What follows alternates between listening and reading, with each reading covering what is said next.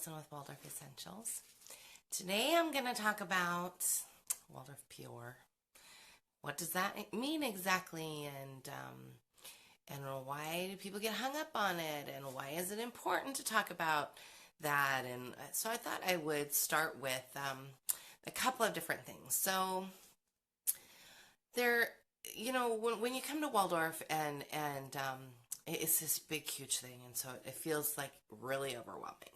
So I'll get emails every now and again that will say, I'm interested in Waldorf, really just interested in the art portions of it. And I go, okay, well then let's not call what you're doing Waldorf. Let's say that you are adopting Waldorf art into your homeschooling.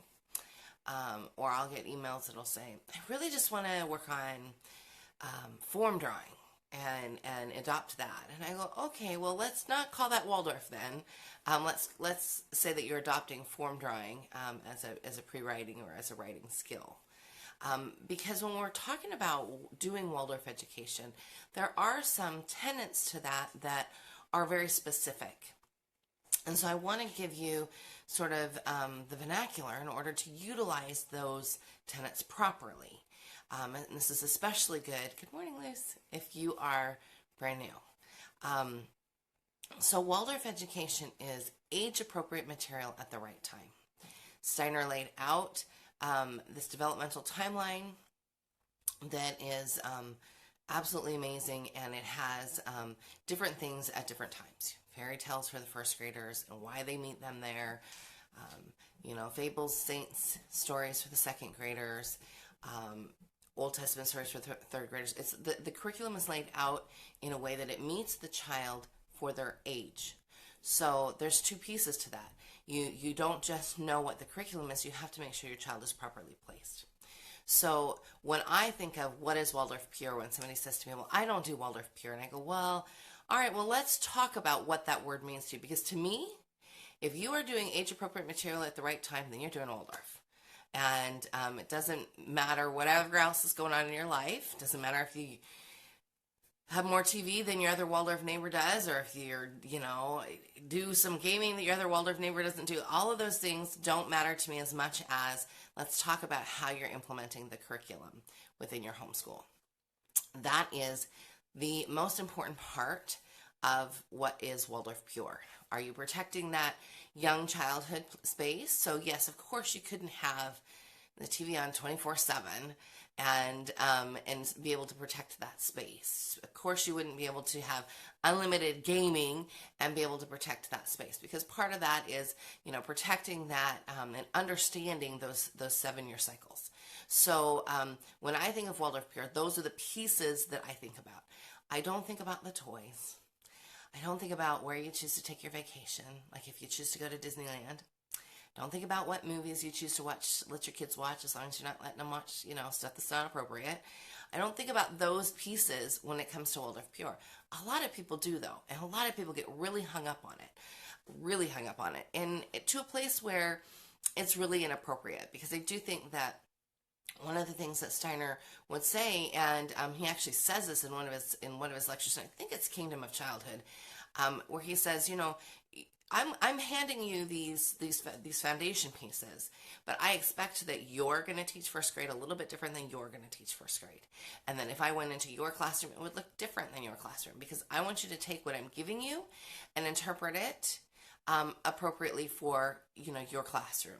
And so yes, there are going to be things that look the same. Of course you're going to have letter introduction that's mostly the same. You're going to have drawing and painting that's mostly the same, but you're going to have differences within homes or within classrooms that should be individual to the teacher.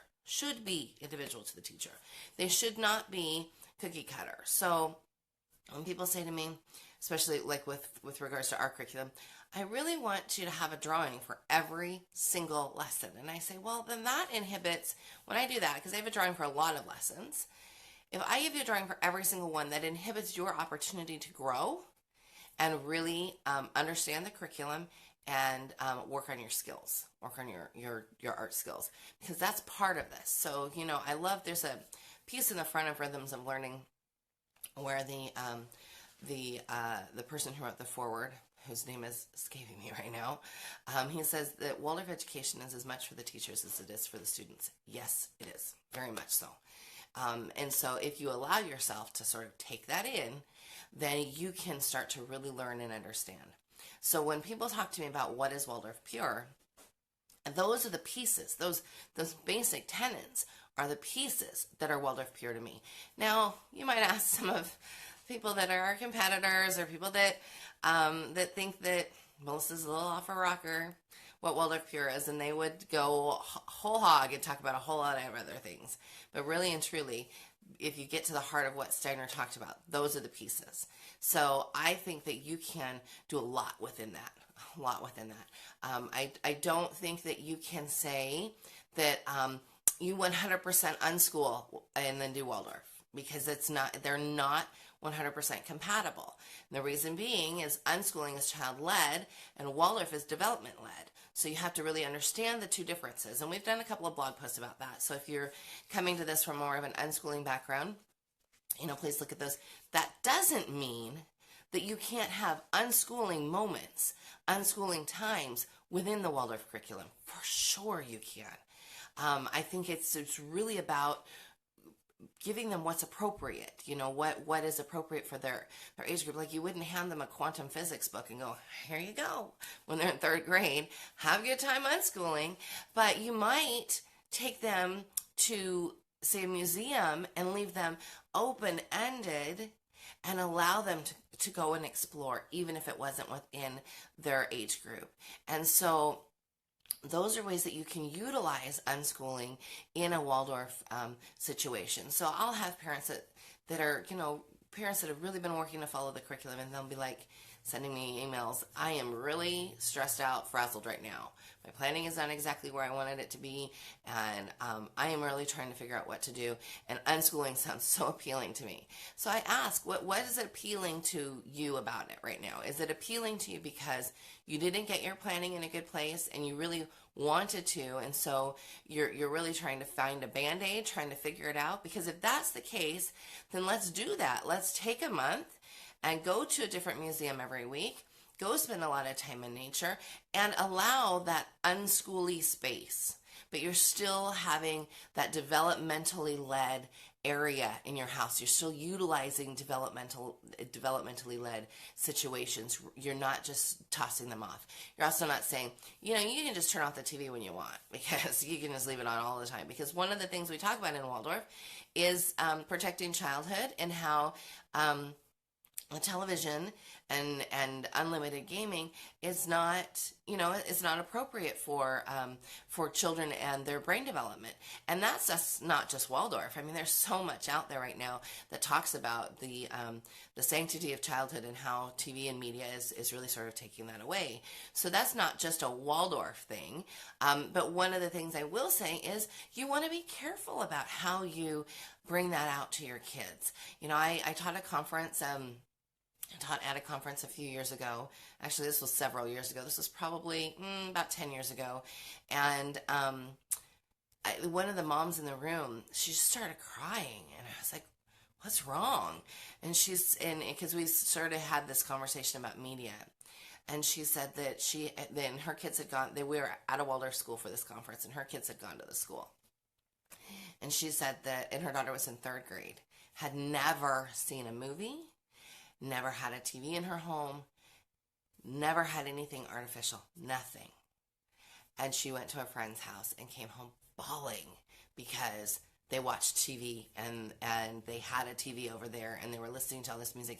And the little girl was just distraught because she knew that it was wrong. And so not that they were watching it constantly, but that they had a TV in their home. And so this mom was like, I messed up. And I said, yeah, you have to step back and go, those are choices that people make. Our choice might be to not have a television. My choice is to have a television. If you could see the big thing that is behind this camera. It doesn't get on that much, but we have a big TV. That's not my purchase. I mean, I okayed that purchase, but that's because that's what my husband liked. So, and I know a lot of other moms are in that same space. So guess what? this isn't my regular living space. This is where we come to enjoy that. And we have some office space down here, but we live upstairs. And so when I talk to people about where should I put my TV, I go, well, if you can get away with it, don't put it in the front room. Put it someplace where you have to go to that space to enjoy it, so then you can shut the door when you're not there and it's not a huge distraction to you. So that's how you utilize sort of having that in a space that's not like all consuming, because otherwise it could be all consuming. TVs are giant today and they can take up an entire wall. And so I really just wanted to be able to have a serene space when you first come into our home and where our children spend most of their time, rather than having that be part of the distraction. So if that's part of a struggle that you're having, think about that. Brainstorm with your husband. Where can I put this? Where can we put this so that we feel like it is, sort of deciding what's this space about. This space might be about more relaxing and watching TV and having fun that way, where this space over here is more about, reading and having a serene feeling and those sorts of things. So think about the way your house is laid out. And anyway, I know that I just got off of the Waldorf Pure topic, but so when it comes to this purity thing, I want you to sort of settle down a bit. It is not about eating quinoa every day. It's not about, making sure you got 4 different kinds of kale. It's not about anything like that. It has nothing to do with how you eat. Yes, it can have something to do with how you eat, but at its core, at its base, it doesn't have to have anything to do with what you eat. It doesn't have to have anything to do with, I got to follow the days of the cycles of the planets. You don't have to do any of that. You do that as a way to mark your rhythm. Those are the reasons why we do some of those things in Waldorf, but you don't have to do those things. So when, like we run, I'm a moderator on a big, or an admin on a big Waldorf group, Homeschooling Waldorf Support. And one of the rules is we're gonna give you Waldorf-centered answers. So if you give us a post and 10 people post stuff that has nothing to do with Waldorf, and we come in there and we say, this is the Waldorf answer, and people start arguing with us, then we shut those people down, because guess what? It's a Waldorf group. If you want conversation about unschooling, you should do that in an unschooling group. If you want conversation about, flexible Waldorf, I understand there's a group called Flexible Waldorf. So, when it comes to being flexible, decide what you're going to be flexible about, because I think that otherwise, if you're going to call yourself a Waldorf homeschooler, decide that, okay, I'm going to keep those things in mind. I'm going to work on age-appropriate material at the right time, and I'm going to stick to that. That's what makes it Waldorf. Those pieces are what makes it Waldorf. The other stuff, the fluff, doesn't make it Waldorf. And when I talk about age-appropriate material at the right time, that means that you're not teaching your 3-year-old how to read. You're not even teaching your 5-year-old how to read. If your 5-year-old learns how to read on their own, then that means they're unfolding, and that is appropriate. That's not something to freak out about. But if they've learned to read on their own, and that means you've not fed them a bunch of, let's talk about letters today and let's talk about sounds of letters. That's teaching them. If you've not fed them that and they've just magically learned to read on their own, which some children just decode it, it's like they were born with it. I understand that.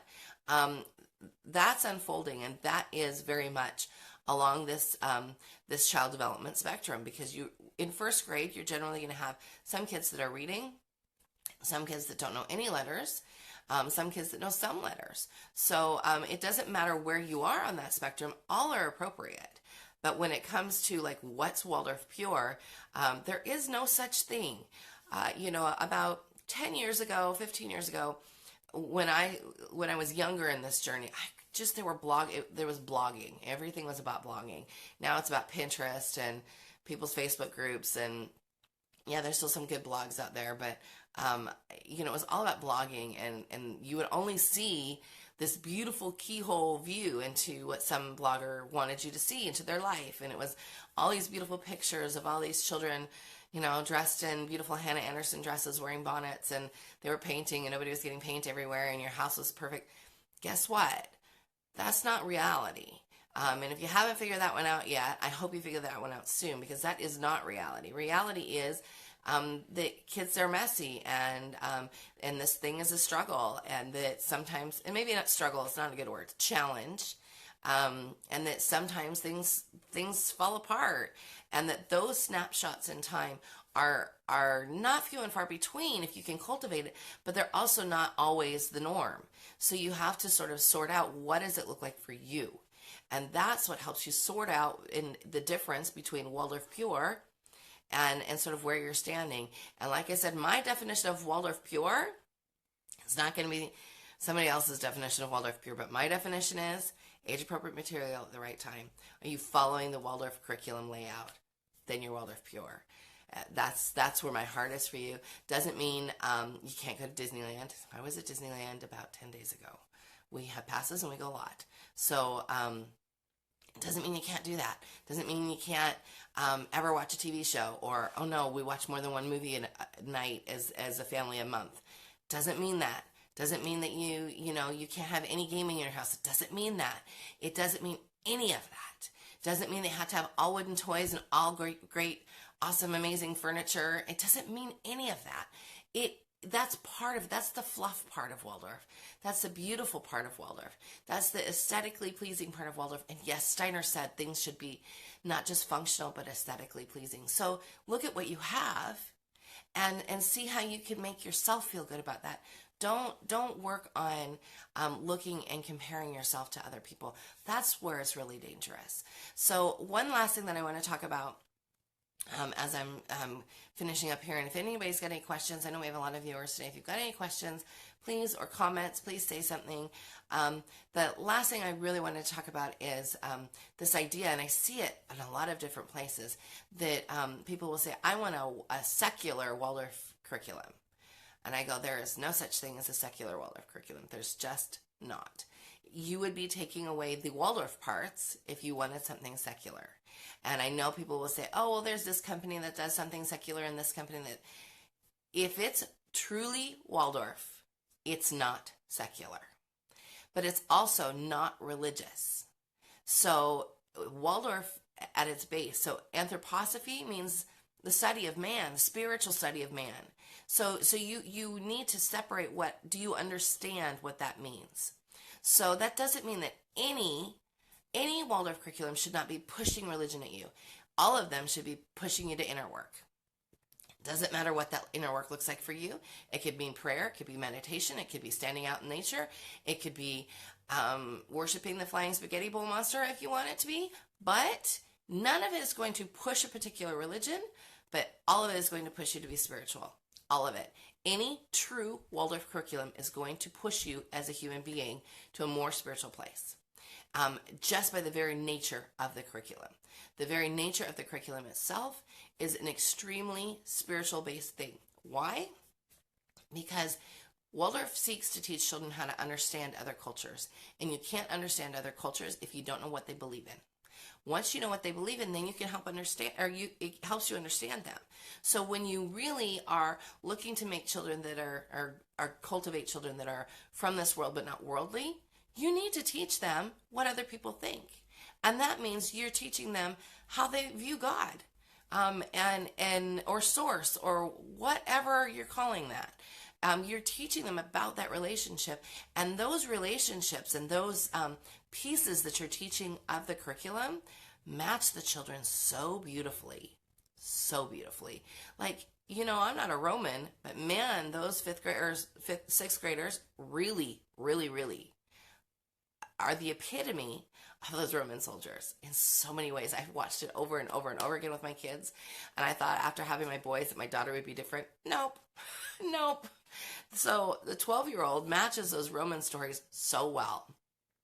Matches are perfectly ready for that understanding of Islam and the life of Christ. They're totally ready for that. And it's so beautiful to watch that unfold. Okay, so a comment here. Thank you so much for addressing this part. Waldorf is spiritual but not a religion. Yes, ma'am.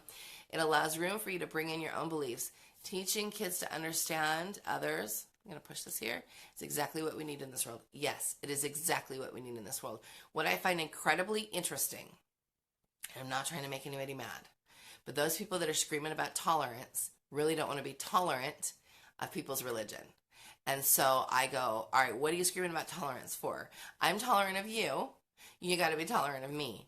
And so I find that more and more and more that we see so many people that are so, they preach tolerance, but they're really intolerant of other things. They really are intolerant of this idea that their kids should learn about other cultures. To really understand another culture is to understand what they believe. And if you don't understand and take that time, that piece into account for what they believe, then you're not understanding the culture fully. You don't understand what pushes them to do what they do. You don't understand what inspires them, what motivates them. And so to really understand those things, you have to look at all the faiths. You have to. It's just not possible to otherwise. That's why there's such a rich festival life in Waldorf. It is a small way to bring those pieces to the children. Doesn't mean you have to love all of them. Doesn't even mean you have to celebrate all of them. But to know about them is of paramount importance. So again, there is no secular Waldorf curriculum that is truly Waldorf. Now, I'm not making any comment about specific people of specific curriculum, but I'm saying to you, if it is secular and they advertise themselves as secular, it is not a true Steiner Waldorf curriculum. So you really need to be thinking about that. If that piece is important to you, to understand man, to understand cultures, you really have to look at the source material. And I would say you really have to read Steiner. You really have to understand what he was talking about. I know that's a hard one because at the beginning people are like, oh, his words are really hard. It is thick material. But start with something like Kingdom of Childhood. What I tell people is if you can go to rudolfsteineraudio.com, download the audios, listen to the audios as you're reading the pieces. I read a segment, listen to the segment, sleep on it. Review the next day, read the next segment, listen to the next segment, sleep on it. Review everything I've read, read the next segment, listen to the next segment, sleep on it. That really helps you because it is thick material, it is hard, it is new for a lot of people. I've been at this for a lot of years. I still use that. I use that same piece that we teach our children in the bringing the material in, letting them sleep on it, and then review. That same piece I use in all of my study. That's how things stick in your head. And so if you're not doing that sort of review every time before you're bringing in new material, I am encouraging you to do that now because it will really help you when it comes to understanding Waldorf when you're really trying to get deep concepts in. So anyway, that's really what I want to talk about today. Waldorf purity and what it means and what it doesn't mean. And, I know a lot of people have opinions about this topic. I know a lot of people fuss at me. Like I had to block somebody from my Instagram once. I love the internet. To block somebody from my Instagram once because she's a Waldorf teacher and she fussed that we were doing, at our co-op, we were doing painting at the park and we were using plastic bowls. And I said, we're at the park where it says you're not allowed to use glass. That's not what Waldorf is about. It's not about whether or not you use plastic cups or glass cups. It's just not. That is not what it's about. Yes, Waldorf people tend to be more eco-conscious. Just the way it ends up being because we're thinking more about nature. We're thinking more about those other things, but it is not about whether or not you use plastic over glass. It's just not. And if somebody tries to tell you that it is, they're lying. That is, you say to me, I would say, show me where Steiner said that plastic is not okay, that glass has to be it. He is going to definitely say natural materials for sure. But when you're at the park, use plastic or metal. Don't fret. Do not stress about this kind of stuff. Keep it real. Jennifer says, thank you for keeping it real. You're welcome. That's my job. Help you keep it real. Because otherwise, it's this weird, unattainable thing, and you don't want it to be that. Waldorf is beautiful and amazing. And I want you to be able to embrace the pieces that you can, especially like the pieces of the curriculum. And if you're watching and you've you're brand new and you don't know who we are and you've just been introduced to Waldorf Essentials, that's part of what I do is I teach families how to make this obtainable for them so that it doesn't feel like this giant thing that they can't do. It's not that. It's perfect and amazing and beautiful and messy all at the same time, and I help you learn how to sort that all out. So hope you guys have a great week. I'm intending to have a great week. Hope you guys have a wonderful week. Bye now.